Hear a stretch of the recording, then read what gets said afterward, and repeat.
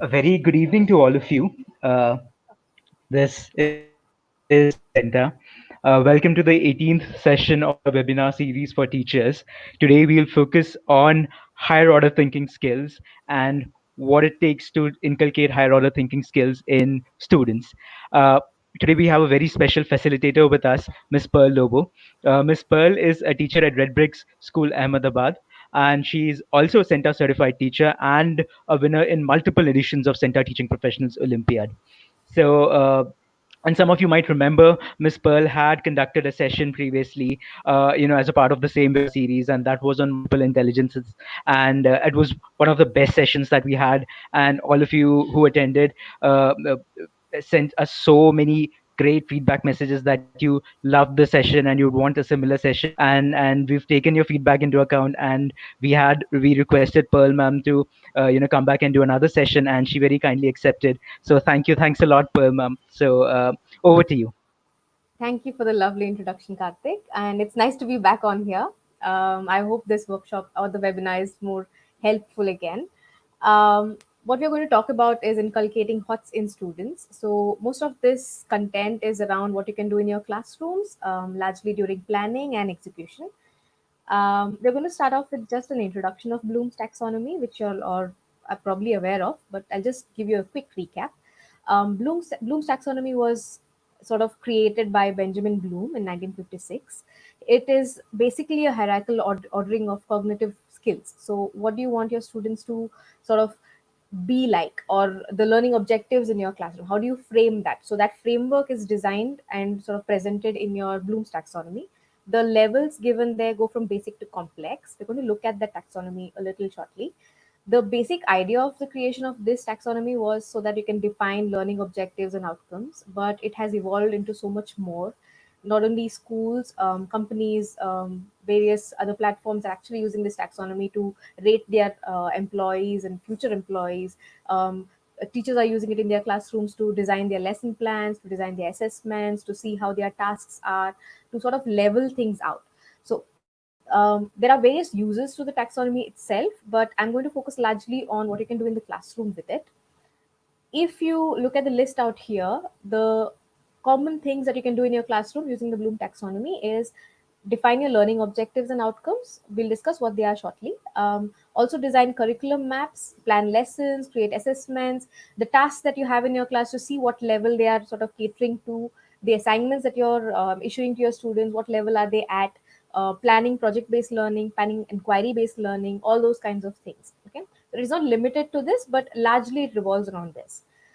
The original Bloom's taxonomy is given here at your left hand side. The levels were knowledge comprehension, application, analysis, synthesis, and evaluation. There was a slight tweak to this in 2001 by two people, and their team, obviously.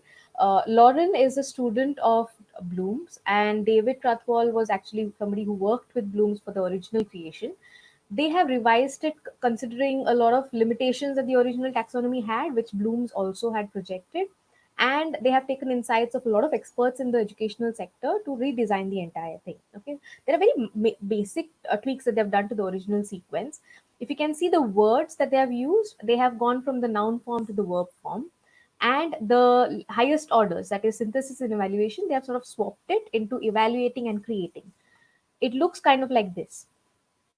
So basic reason here, I would say, is when you look at the noun form and when you look at the verb form obviously is in action. So when you're talking about knowledge, there is so much to knowledge that you can talk about.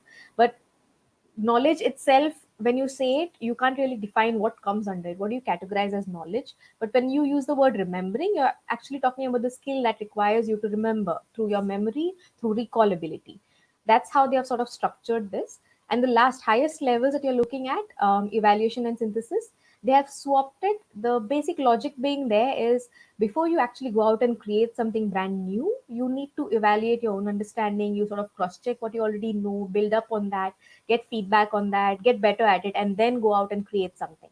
That's the basic logic that they've used. Personally, I look at it both ways. I would want my children to synthesize something and evaluate it as well again. So it's up to you how you look at the entire framework. Either one works for you. You can use either one of them. A lot of teachers prefer the older one. There are teachers who prefer the newer one. So there's nothing wrong or right about it, as long as you know what each level stands for. Um, if you go online and look up Bloom's taxonomy, you'll get verb wheels such as this. This is based on the older version, the original version of the Bloom's taxonomy. So you can see the words knowledge, comprehension here.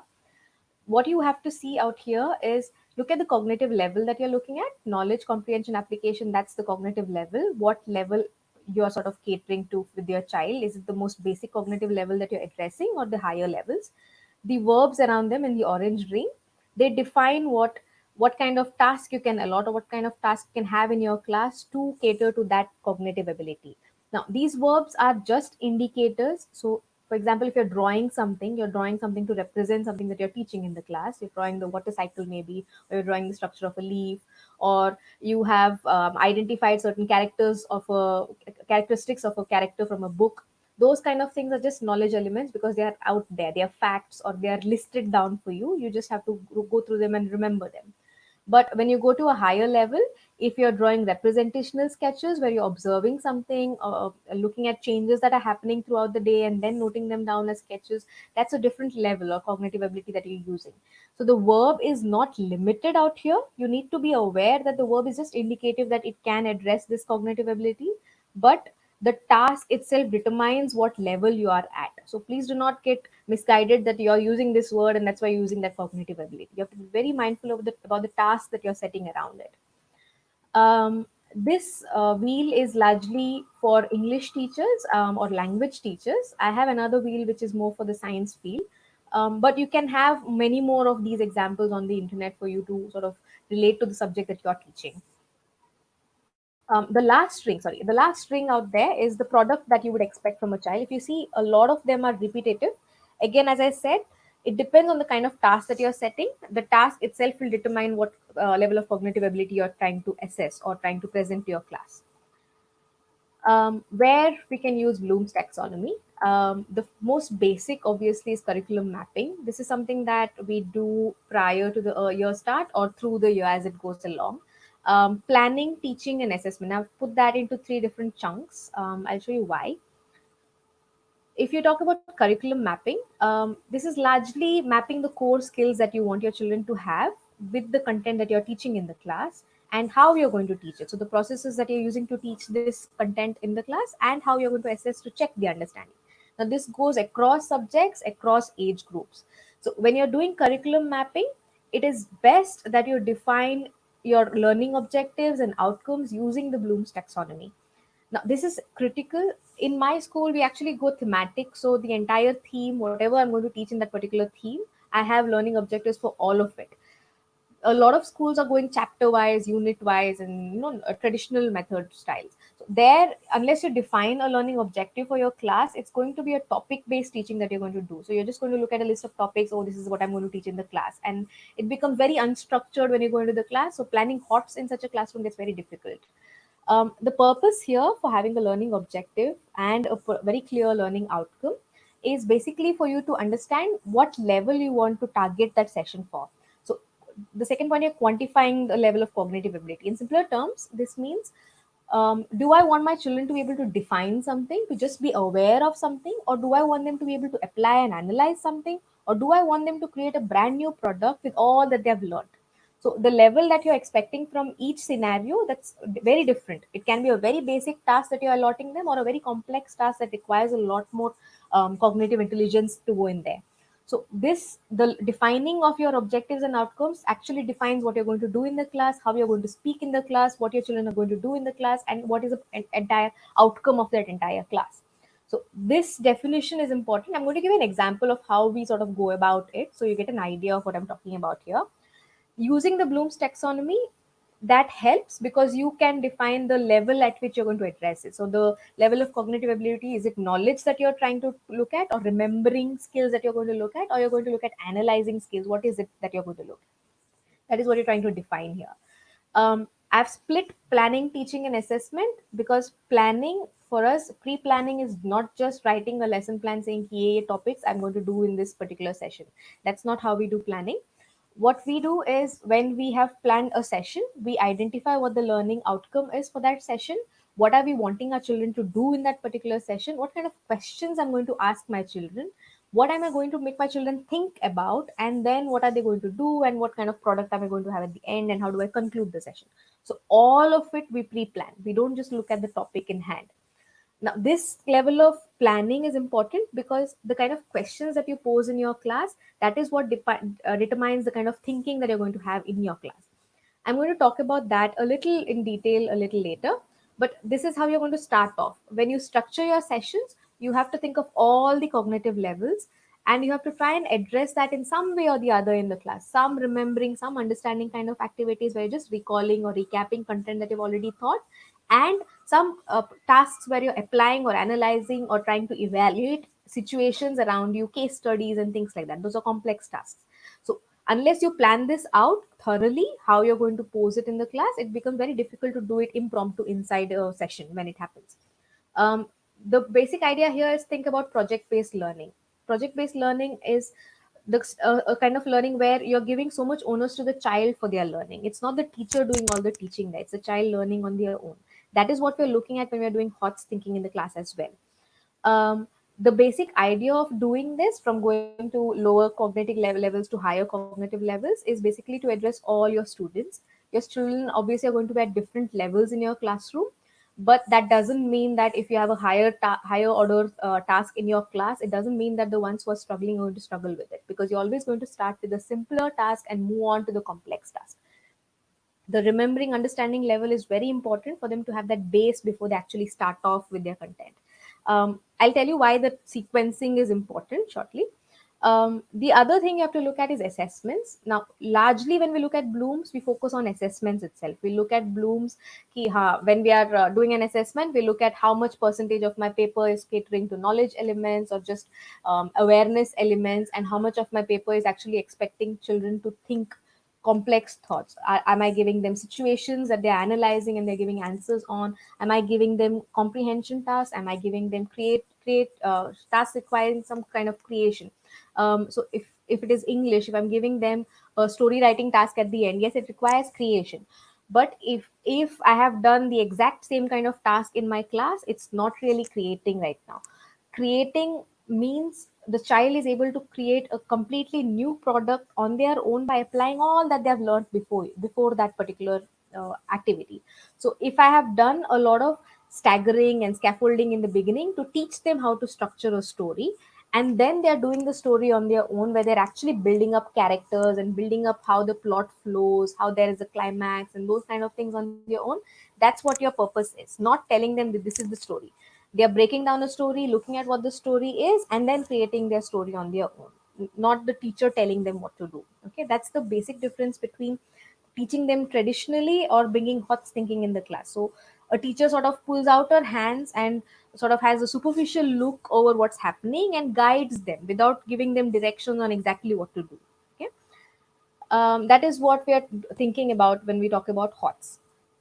Now, one example that I've given up here, it's for science subject. So the topic would be living things and non-living things. So if one of the topics that I'm teaching under this particular unit would be interdependence between living and non-living things, this is how I would structure my learning objectives, outcomes. So if it is a learning objective, this is something that I want my children to be able to do by the end of the session. They should be able to evaluate that there is an interdependence between living things and non-living things. Now, for that to happen, what is the outcome that I want my session to have? So at the end of the session, my children should be able to explain by themselves that living things depend on non-living things for their survival, and in turn they replenish the non-living world as well. So this understanding will help them do the first point over there, the evaluation of the interdependence. Now, for the strategy, instead of me going forward and telling them that living things are dependent, give me some examples for it. I would give them four scenarios. So the entire class is divided into four groups. Each group would have one different scenario. The examples I've listed out here. One group will have forest fires. Maybe if they've destroyed the entire world's forest lands, what would happen? If humankind ran out of fresh water sources, what would happen? If dead animals didn't decay, what would happen? And if the earth moved a little closer to the sun, what would happen? So these situations are not there in your textbooks, but these situations address concepts that you're going to teach. So if I'm talking about forest fires, I'm talking about natural resources. If I'm talking about freshwater resources, again I'm talking about natural resources. If I'm talking about dead animals, I'm talking of the entire cycle where obviously biodegradable matter and things like that. I'm not going to details there, but you can see that it is us, our presence, which also replenishes the non-living Further, world. Yes. I'm sorry to jump in. Yes. So Yes, I read a few comments. Teachers are facing some issues with you know, the slides. They're not able to see okay. it clearly.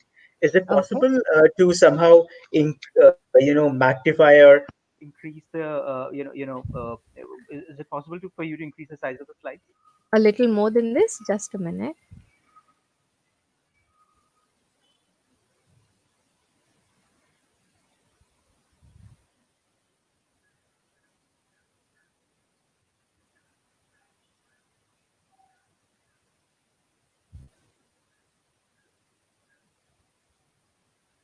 Is that better?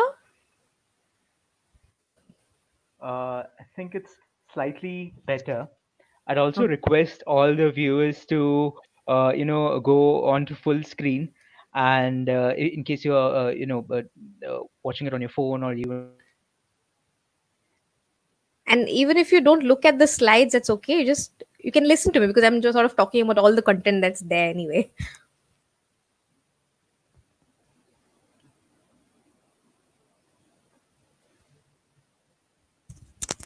Hello.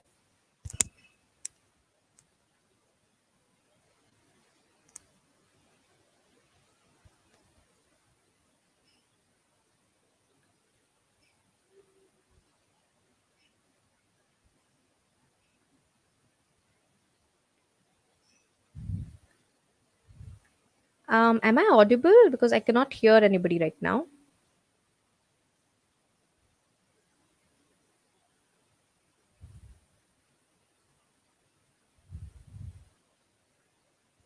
Can you all hear me?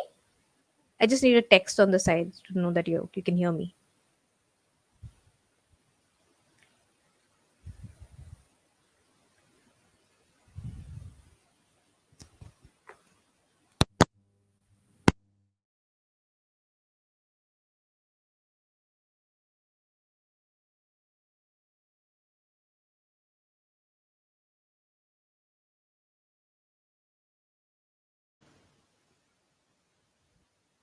Okay, thank you. I'm going to just continue here. Yeah.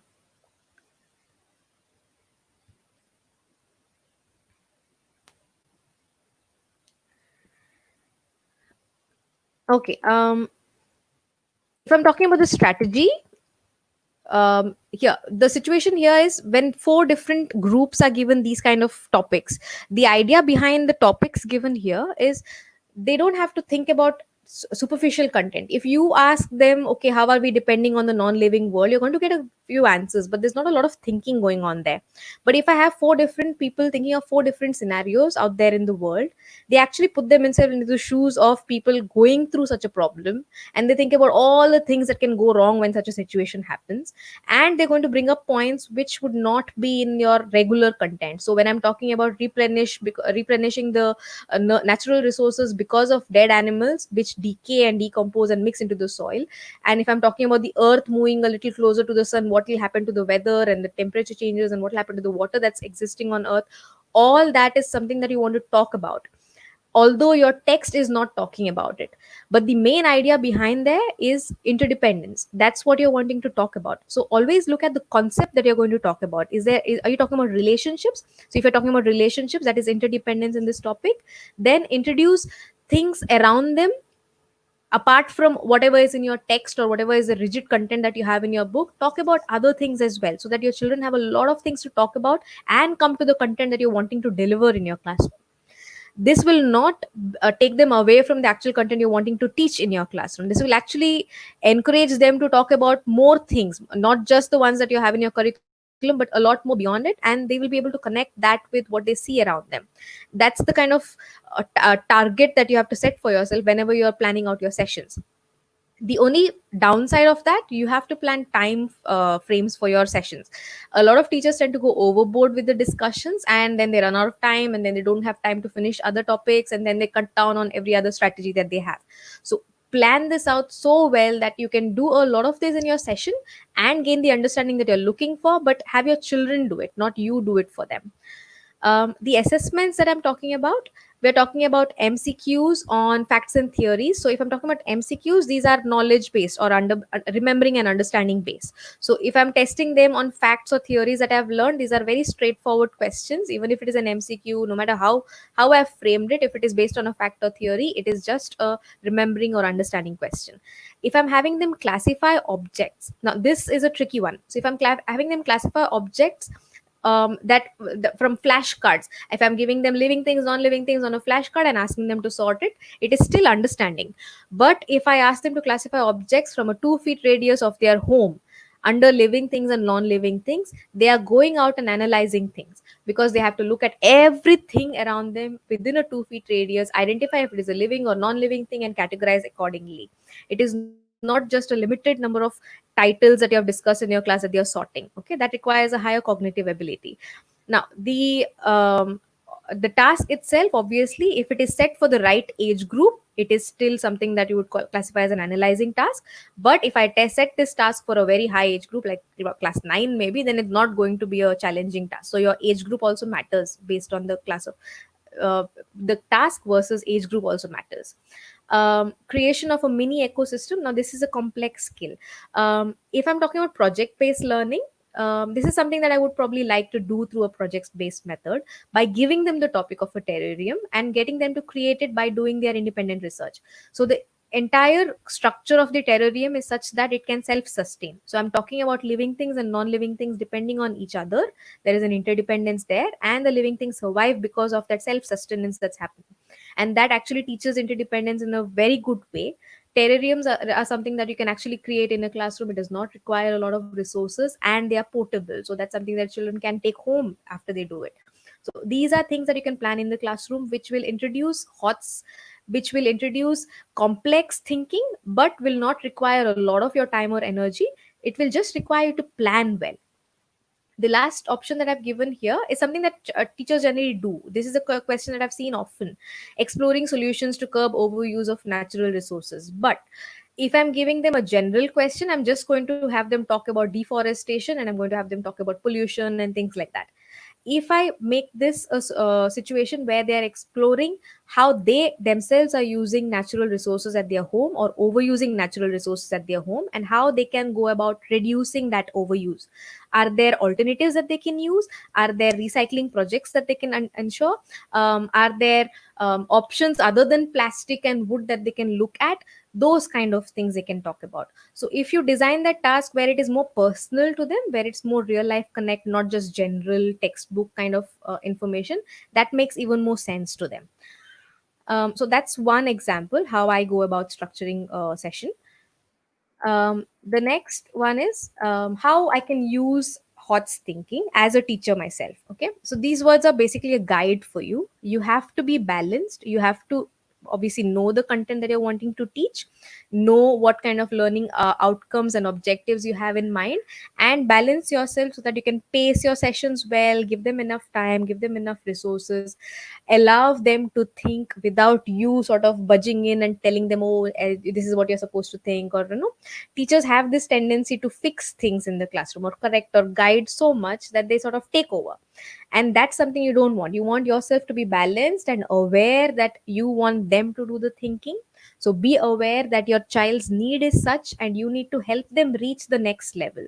If you do the task for them, they're not going to reach the next level. Be aware of that. Be mindful of the words that you use in your classroom. The kind of questions you pose matters the most.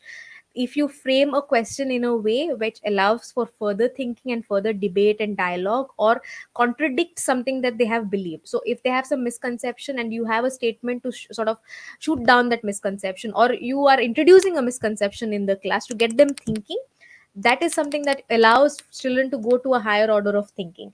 If you just ask them straightforward question, what do you think this is, what do you think that is, that is not allowing thinking.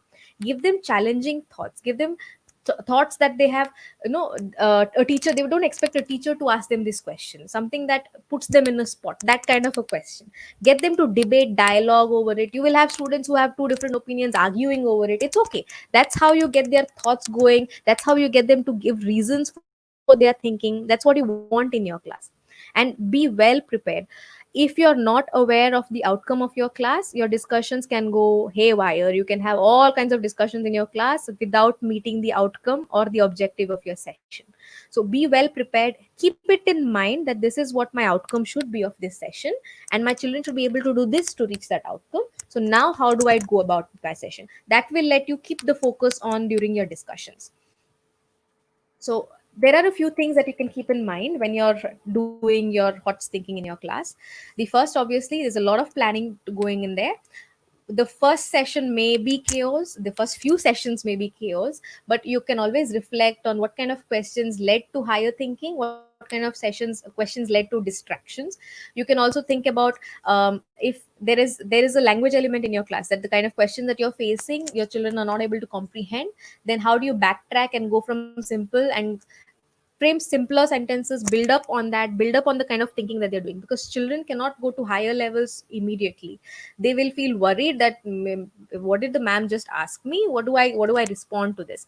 So give them the confidence that they can talk about anything without feeling judged or without feeling criticized for what they're sharing. They should feel very comfortable to talk about whatever they are thinking about, whatever information that they have, even if it is a misconception. They should feel comfortable to talk to you about it.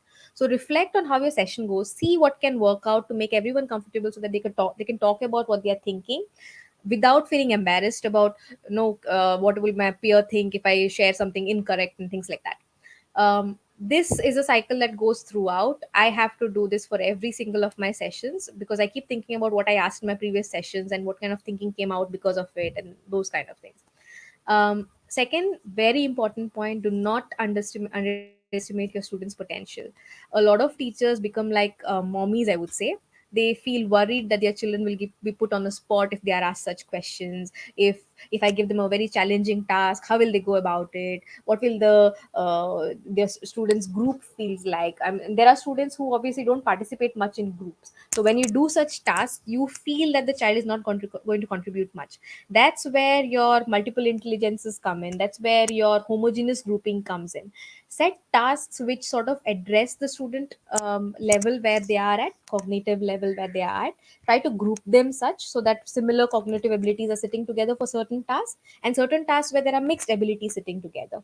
That grouping will always give them the support that they need. And obviously, if that is limiting, then you are there to support them and guide them. You're not just leaving them randomly to discuss things. You are the guide there. But never underestimate your entire class's potential just because you're worried about how they present themselves.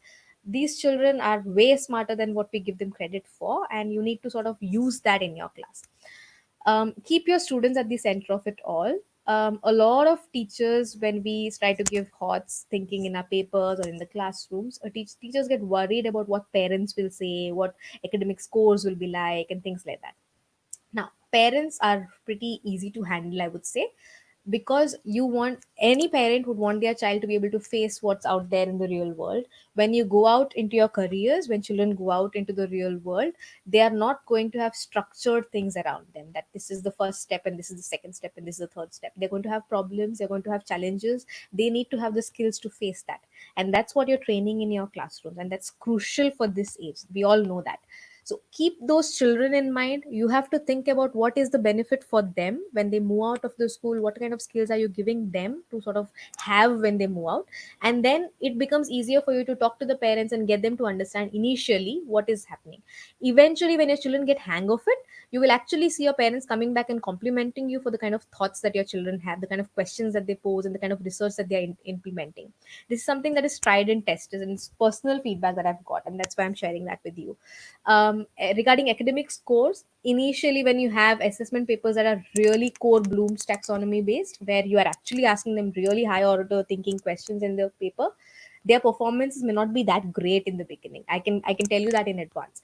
But the more you introduce how to deal with such questions, how to think about it, how the way you build that particular skill in your classes, you will get to see a change in the way they perform in their papers as well, and in your classrooms. Initially, the discussions may not be very structured. They may not know how to build on the discussion or do that research on their own or pick out points for themselves. But the more you keep doing it, the easier it gets for you and the students as well.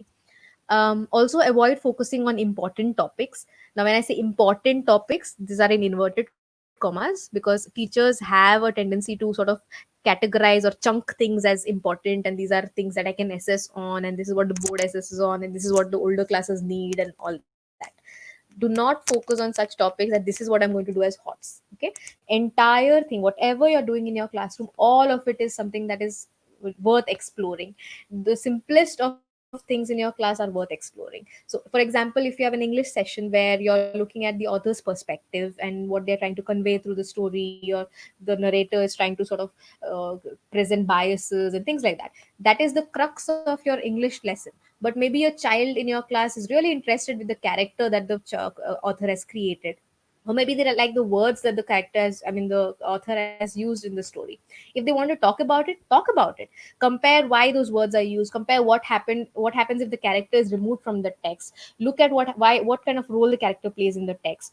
Even if it is a science topic, if you're talking about huge topics like environmental pollution and things like that, if children are interested more in what is happening out of their doors, ma'am, the gutter outside my house keeps blocking and nobody comes and cleans it up. We can see that a lot of plastic bags are in there. So what do we do about these things? Who do we approach? If they want to talk about it, forget about your environmental pollution huge topic about the world. Talk about that gutter problem that they're talking about. Okay, so always bring in opportunities to talk about things that children connect more with. Also allow a lot of room for predictions to happen in your class. Whenever you introduce something new or an experiment, get them to predict what would happen. Get them to discuss a lot about things. Allow these discussions to build. There might be errors coming up, there might be doubts, there might be uncertainty about what to do next when they're doing something on their own. There might be debates, there might be a lot of confusion. That's okay, as long as they are going the right way. You all know the growth cycle. When you're moving out from your comfort zone to the growth cycle, you have to pass through the fear phase. You have to have doubts and fear of uncertainty, because you're moving from your comfort zone into a growth phase through a learning zone. So for that to happen, you are going to have some kind of problems there. But unless your children have uncertainty or doubts, they're not learning anything new. If they have doubts, that means they're learning something new and they're trying to find something on their own. That's what you need to keep in mind when that comes up, and that is what you want to encourage in your class. So allow this to happen so that discovery happens in the end, so that for them that hot thinking that you want in the class, that actually seeps into the entire environment. Provide enough time, resources, and independence. Time is crucial. You need to time out such activities because it's very easy to lose track of time. Resources, I know schools have limited resources, but teachers can think around what they can use in the classroom. What I do sometimes, if the children have no access to the internet in the classrooms, although right now online it's pretty much easy, but then what I do is I give them sites that they can refer instead of having them randomly look up information on the internet. Or I give them specific books, I scan out images for them and give them that. They look at that and they draw their own conclusion out of that, and then we have a discussion around what they understood, how we can apply that, and those kind of things, and give them a lot of independence. Even if your children are struggling to read something from a research paper or an article, obviously the language is going to be complex. Do not read and decipher things for them. Ask them to read it, ask them to present a gist to you. What did they understand overall? What is the brief that they can get out of it? That is what you want them to do. Even when we read articles from the internet, obviously if there are academic articles, there are terms in them where we probably need a dictionary to read, but we are able to comprehend what the gist of the article is. That's what you want what your children to have. So always provide that independence in your class for children to figure things out on their own. Also plan opportunities for interdisciplinary connect. So this means different subjects coming in. So if I'm talking about art coming in, ICT coming in, Hindi, so if I have something in English where I've created a poster, maybe I have connect with the art teacher where they are also doing an illustration or poster design elements based on whatever content we had designed.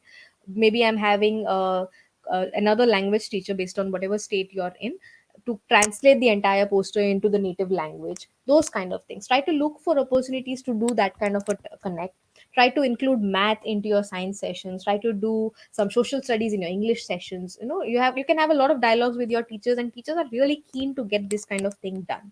And once you get started with it, it's kind of addictive, so just give it a start and see how interesting that gets. The last thing, yes, stop teaching and start questioning. This is my favorite, Socratic style of questioning. This is something you can Google and find out more about. That is something that I do in my class, and my students tell me that I'm messing with their brains, but they love it. Unless you start questioning in their class and get them to think and think and think, things are not really going to work. If you are the one teaching, the ones who have good memory, they are the only ones who are going to benefit in the class. The ones who like to analyze and predict and evaluate, those are the students who are going to be struggling in your class. So always give them opportunities to question and think and explore on their own, and you are there as a guide or a mentor showing them which way to go in case they get lost.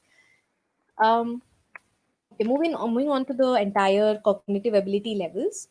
If you see this chart, this is basically the cognitive abilities that we're talking about.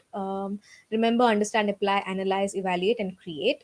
The bottom there, under the words there, you have the verbs that define each cognitive level, and above there are examples of tasks that you can give to sort of cater to that particular cognitive ability. You can get this online, so I'm not going to spend much time on this. A lot of these images are present for you to use in your sessions as well. They will help you determine your learning objectives, outcomes. They will give you ideas on what kind of tasks you can do. And once you get started on it, you'll have millions of other ideas that come up. You just have to get started on it. um, I'm going to go on a brief sort of introduction of what each level is and some of the things that you can do as examples in your classrooms. Remembering and understanding is basically to recall and explain facts and theory. So, basic knowledge, that is what you're trying to introduce, or recapping things that you've already thought.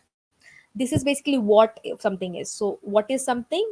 How does it work? So, straightforward facts. That's what you're going to do in remembering and understanding. And this is largely based on memory that you do things. This is also crucial because obviously, if you have an electrical engineer who does not know what a screwdriver is, that's a problem. So basic knowledge is also very important. So do not think that this is lower cognitive ability, so let me not do it so much. This is equally important. Introduce things, recap things, recall things routinely for them to understand what the basic information that they have to know. The rights are the examples, which is this is something that we all do generally. We have recap quizzes, we have MCQs, we have short answer questions, true or false, define, things like that. Now, if you can see, give reason over there. I've put in brackets if the question requires basic recall. So if I have reasoning based questions, but the question is structured in such a way that just giving you information based on basic recall. For example, why are leaves green? Leaves are green because of the pigment chlorophyll. So if that is the thing that you're asking them for, that is remembering, understanding. That's it. That is not an analyzing question. If I have given them an analyzing question, I can probably ask them, why are fruits a different color when they are ripe? Those kind of things. If you have not done this in the classroom in detail, then that is an analyzing question where they're thinking over, okay, fruits are a different color from leaves, maybe they have a different pigment, they change color, so what happens to the pigment before and after? Those kind of things are coming in. That would be analyzing. The second is, uh, when you're doing remembering and understanding in your classroom, the basics that a teacher can do is conducting Q&A, question and answers. Now, the way I like to do question and answers is have a large group discussion on what the answer would be for a particular question that I've posed, which is a straightforward question, and then I give them independent writing. So everybody gets to structure their answers on their own. The only thing that they have to be aware is they have to use the key vocabulary that we want them to use. That's the only limit that given them. So your children might come up with different ways in which they answer, as long as they have the key vocabulary in place and they're talking about the point that they have to talk about. That's okay. Conducting quizzes, rapid fire questions, tests, homework, all that is for rigor in your classrooms. You can have practice worksheets, you can have visual information. So children who like visual information, where they can have tableau representation or graphical representation of things. They can have little drawings or sketches of what they see, creating character sketches of characters that they read in a book, those kind of things. Even in math, if you have pictographs and things like that, that's all representing things in a pictorial way, but it is straightforward information that is put up. If I'm going into applying and analyzing that kind of cognitive ability, I'm trying to apply information in other situations, new situations other than the one that I've learned about, and I'm trying to draw interconnections. So here it is very important that you sort of look at this in this way, that it is a new situation that I have to look at. I'm not looking at just understanding elements. So if I have asked for the children to look at the author's perspective in a text, if I have asked them to break down a text and see what the plot is, where is the plot, where did the situation change, where did the character's personality change, those kind of things, I'm actually analyzing the text. If I'm doing it in science, maybe I'm giving them case studies, I'm having them analyze why something happened, what has happened, why it happened, how can we avoid that from happening, those kind of things. Problem solving generally comes here in math as well. Debates and discussions help you break down things, fragment things, and that's what you want. You want them to break down information and see them in other situations, draw connections between things. Here it's the best where you have opportunity for you to introduce interdisciplinary connects with other subjects. Key concept based is when you're looking at key concepts. So if I'm looking at forms of things or functions of things, or if it is responsibility based, those kind of connections I want to draw into it. So if I'm talking about author's perspective, for example, in an English text, is the author trying to convey a message to the readers? Is he trying to portray some kind of responsibility that the readers need to have? Those kind of talks you can have about. Okay. The next is, uh, if you want to applying and analyzing in your class, that kind of cognitive ability, encourage experimentation or exploration. Get them to have more, gather more information by themselves. So you give them opportunities to get information, but when they read information on their own, find out more things, experiment and test things out, that's where they're applying what they learned and seeing what it is and observing and gathering information. That's how they're analyzing things. If it is a text or if it is any information that they're reading up, let them deconstruct, let them break down the information as per their own understanding, take short notes of it, maybe draw an illustration of what they understood on their own without the teacher guiding them there. This is what where they're applying and analyzing information. If they have case studies in the class, you can also invite experts, or you can show them videos of real life examples where they see what you're teaching in action. If you're talking about weathering in rocks, maybe you show them actual videos where people have gone on trips, not those educational videos, where there's a cartoon figure doing things. You have to show them videos where there are people going trekking, and then show them the landscape there. What are the rocks like? Can you see the patterns on them?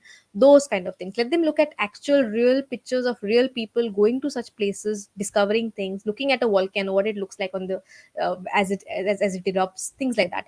So if you want a student to look at what a newspaper article looks like, why don't they go and talk to somebody who actually writes newspaper articles? Why don't they go to somebody who publishes newspaper articles? Those kind of things. Critic and expert talk, that's where either you invite somebody who's an expert who talks about their expertise in the class, or you have a child research so much that they categorize themselves an expert, and then you have the other students ask them information as an expert. Okay, I'm going to talk about this a little later, what this is. Critic talk is again, give them information and have them debate on things. So that you'll have children having differing opinions about something that has come up. So get that done based on any case study that I brought into class. Organizers, you'll get a lot of graphic organizers on the internet for children to note down information and break down information and analyze it. That's pretty straightforward. The last level, the highest cognitive levels, are evaluation and creating. So evaluation obviously is to evaluate your own learning and to justify your own stand or decision. So if I have learned something and I have decided or understood something, I have to evaluate that as well. I have to test that in different situations and see if it works. Then the next level would be, I can create something or invent something which is an original piece of work based on all that I've gathered till now. Now this is something that somebody else has not done, so it's from a scratch kind of a thing. I've added the word discover here, which is very rare, obviously, but you never know what can happen in a classroom. Then here the most important is it requires maximum independence from your children and minimal influence of a teacher for your children to be evaluating and creating. The less you are involved in getting them there, the more higher order thinking that they have in your classroom. That is something that you have to keep in mind. Because this is a venture into the unknown, because they are actually creating something brand new or original, it is difficult to grade, it is difficult to define. But you can have a basic idea of this is something that I want my child to do, so you can have a criteria ki this is something that my tasks will be like. But keep your rubrics open enough to accept or welcome all the ideas that your children come up with. So the examples given here, you can get them to invent or innovate something. So if, for example, I'd given my students, if I have a cycle at home, and now people, because everybody's at lockdown at home, so how do I modify the cycle that I have so that I can lose weight quicker, because I've been eating a lot in my lockdown period. So they had to invent or innovate the entire cycle structure to make it harder for me to cycle. What would they tighten, what would they sort of broaden, that wheels would be broadened and blah blah blah. So they had to give me reasons on what they will do so that it becomes harder for me to cycle so that I can lose weight quicker. So those kind of things. It gets very interesting the way you can think of things and give them tasks. Case studies where they are having to evaluate and problem solve. Now these case studies, when you give them, it should be something that is not readily available, not readily solved. It can be something that's happening now. So if I'm talking about currently the COVID situation, why is it spreading so much? What is the hygiene like? Are people actually socially distancing? What can we do? Let them evaluate the situation, let them problem solve, let them give solutions to what we can do, at least in our immediate neighborhood, to keep it contained and those kind of things. Court trials are where you have a full on trial based on whatever topic you're talking about. So you have a somebody who is defending the situation, somebody who's trying to prosecute this thing. So it's more or less like a debate that's going on. So it depends on the topic that you have brought up into the class. The rest of it is self-explanatory. The last but one there, the mini projects, I'm going to give you a few examples of what kind of projects can be done in the class. Awareness drives are where we had created drives in out in the neighborhood. So children had researched a lot of information and they had found out, this was way back when we had segregation of waste happening. So they had to go into their societies and actually teach neighbors how to do segregation of waste. So what kind of waste goes in what kind of dustbin, what kind of waste can be recycled, can they have compost bins and those kind of things. So that was something that we had done, and children actually came up with their own drives for their own societies, and they had many recordings that they had done and they brought back to class. So for a teacher, what she can do is obviously provide a lot of challenge in your class. They have to have opportunities to have trial and error. There are going to be doubts and questions and things like that, but that's where new things come up. Always welcome disagreements and differences in opinion between students, between you and students. Try and find a common ground or see if you can balance things out and get both opinions in. Have creative vibes in your class, allow for a lot of creative design and personalized output. The more options you give your children to have independent choice for tasks, how they want to present a particular task, the more thinking you get, so because they're comfortable in their element when they do it. Always personalize assessment when you're doing HOTS. So because you're giving choice to your students for the kind of task that you're doing, for the kind of thinking that you're expecting from them, your assessment rubric cannot be very narrow. It has to be open enough to allow for this to happen. Also help your students create their own kind of rubrics for assessments. So if you're having a task where you're expecting a presentation from your class, get the children to discuss about what kind of things they would want to assess if the presenter on, and create that rubrics together as a large group, and then use the same rubric for evaluation. And they love it when you do a rubrics along with them and use the same rubric for evaluation. You can see their performance go up. Self and peer assessment, you already know what they are, and obviously getting feedback from self and peer assessments is something that helps. Use Socratic style, like I talked about. This is my favorite. Always use questioning and more questioning for them to reach their eureka moments. And try to control your urge to correct or fix or teach content. They will eventually get it, the style of questioning that you're using. Initially they get frustrated, they're like, man, just tell us what it is. But questioning really helps them get that thinking hat on. So the tasks that you can do to make things fun, these are some projects that you can take up. TED style tasks, you have heard about TED Talks, so having an expert talk about things from experience. It can be a very brief 2 minute, 3 minute talk as well. So you can have it maybe once a week or once in 2 weeks. Select random students, give them random topics or topics connected to your topic that you're doing in class. It can be anything. You can have 5 minute documentaries where children are creating their own documentaries. This I've talked about earlier.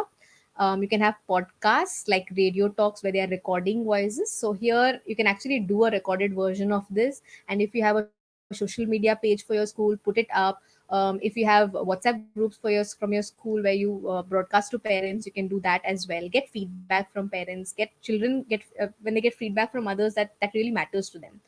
Having flipped classroom where the students are teaching the teacher, or the students are going to another section and teaching, or they're going to a different grade itself and teaching.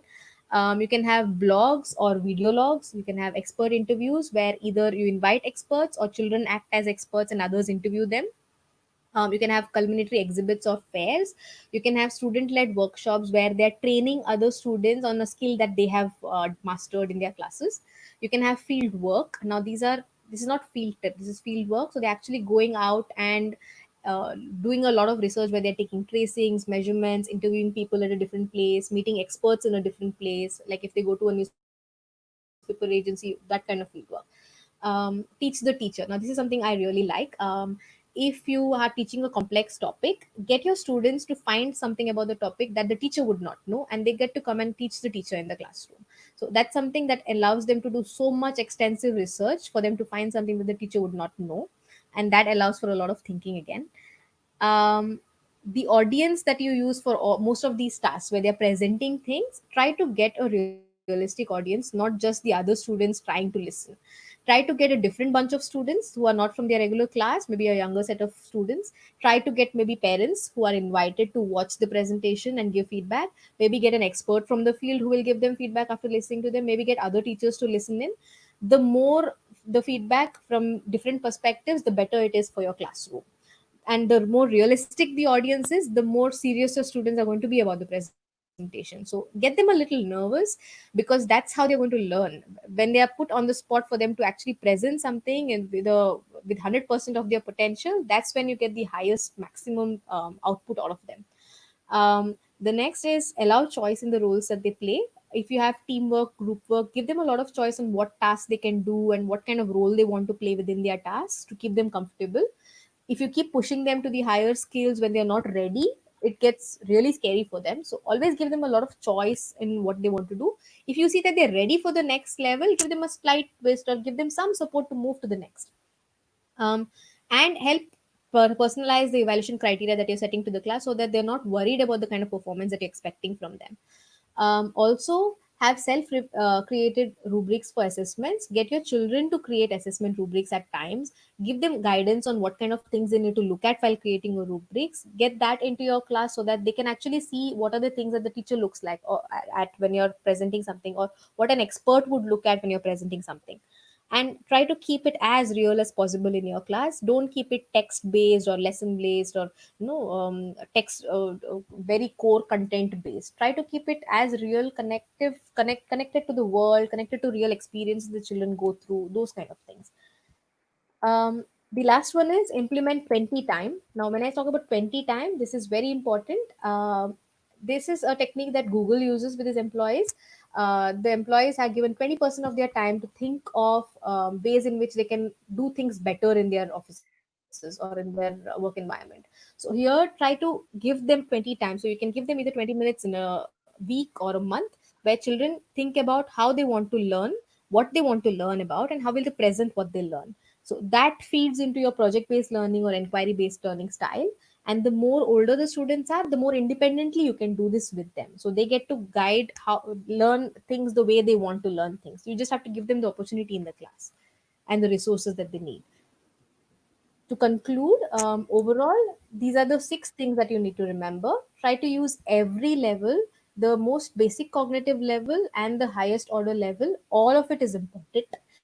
Remembering and understanding is as important as evaluating and creating, so everything counts. Try to always keep it from basic to advanced so that you have introduced the basic before you actually move on to higher order thinking, where they're going into abstract thought process. Try to bring in real world experiences as much as you can, even if it is challenging. Some problems will come up where they have doubts and they are not sure. It's okay. This is what you want, for them to think more about how they can resolve their own problems, what confusions they have, how they can find more information, things like that. Let learners lead. Try to give them as much choice and autonomy in their sessions. You can act as a guide or a mentor to get them there, but then try to give them a lot of autonomy during the session. Allow for enough time, space, and other resources, and allow them to yourself to reflect. Always make sure that your biases and your worries, or worries about what parents will say and more what your students can perform on, don't let that block how you do your sessions. Reflect on that routinely. Be aware of the kind of questioning that you do in the class, and you'll get there. It's not a very difficult thing to do. The first few sessions feel a little difficult, but then you get a hang of it eventually. And that's about it. So blaze that hot trail. I hope I have given you enough ideas to sort of implement in the classes or even in your online sessions. Thank you so much, everyone. Thank you. Thank you. Thanks a lot, ma'am. So before we get, I was scrolling through the comments and there were questions which we'll probably Yes. take in the next 5 to 10 minutes. But just a quick announcement. I think a bunch of us are asking for the feedback form, which I understand is for the acknowledgement of participation for the session. So this time we're going to go do it a bit differently. The feedback form is actually available on the home screen of My CENTA. So you know how to access My CENTA. It's m.centa.org from your mobile browser. So you go in there. It's the same place that you registered for this webinar. When you go to the home screen, you'll be able to see a banner. You click on the banner, you'll be able to see the form and fill in the feedback form, and we'll be using that for generating an acknowledgement for you for attending this session. So that's how we're going to do it this time. Ma'am, we had a few questions, and we'll probably take it one by one. Uh, Yes. and I'll club three questions where teachers were inquiring about how HOTS could be implemented for their respective subjects. One was English, one was math, and the other was social studies. Okay. For English, what we tend to do is when we look at the text itself, we try to break the text looking at not just characters, but if there are biases that the author himself has. So children will look at what kind of language that the author is using to talk about somebody, or is there a kind of dialect that the person is using? Can the dialect predict where the author comes from, or what kind of experiences that the author has? Maybe they can look at interviews that the author has presented about his own experiences while he's writing the book. Maybe you can talk about the author's other books, the previous books and current books that are written by the author. Is there a change in the way he writes things? Those kind of comparative studies come in. The interviews from authors are something that actually gives a lot of room for dialogue in your classrooms when they actually look at what the author's experiences were.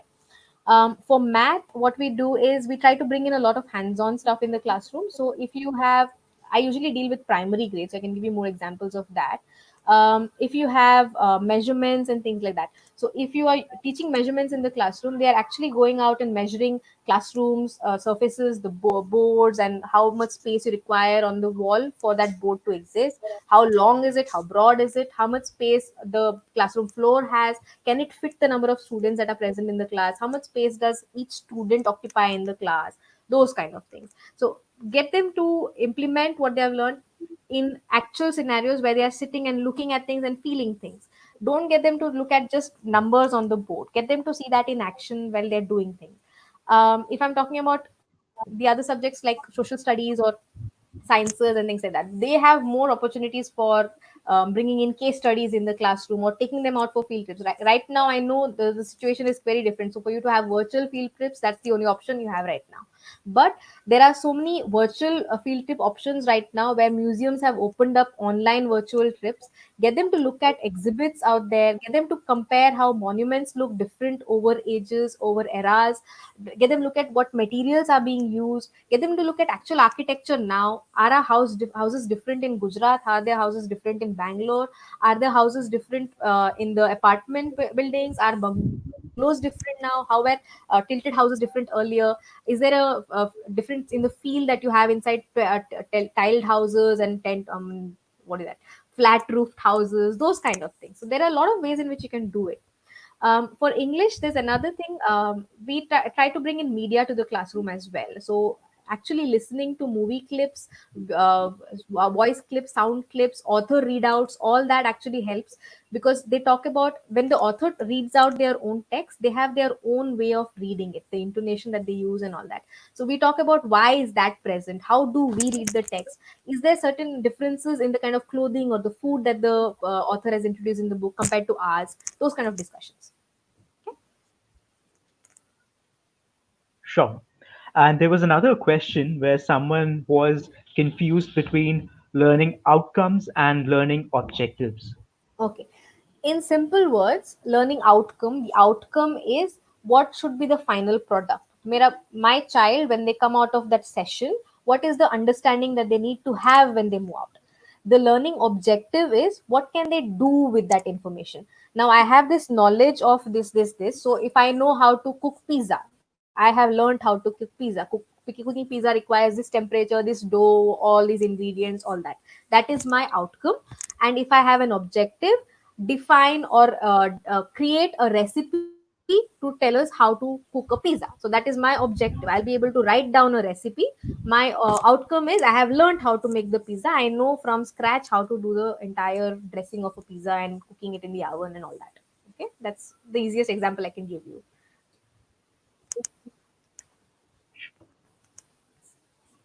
And there was another question on someone had concerns about time. Like, I have a 40-minute class. How do Yes. I manage these activities in a 40-minute class?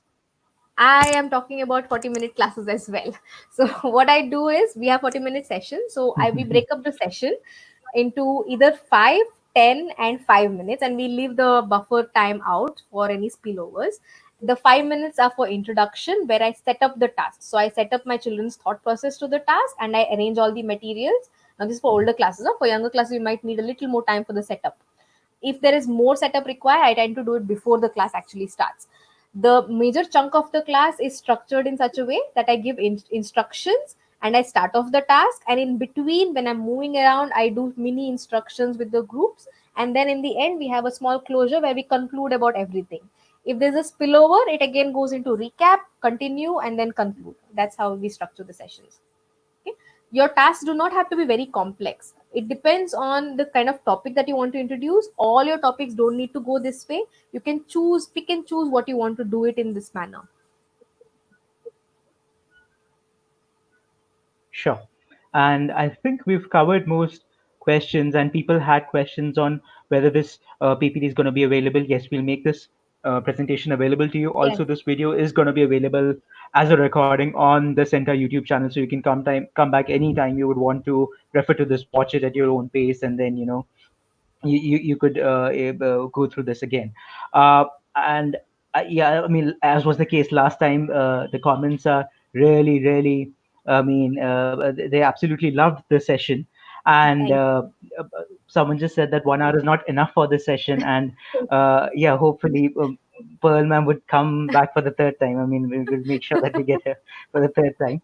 So we'll definitely do that.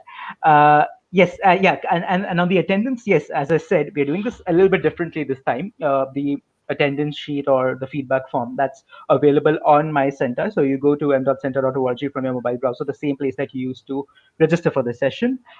You will see the banner on the home screen. You can click on it and then fill in the feedback form. And in case you'd also registered through my center previously, you'd be able to we'll issue you a record of acknowledgement.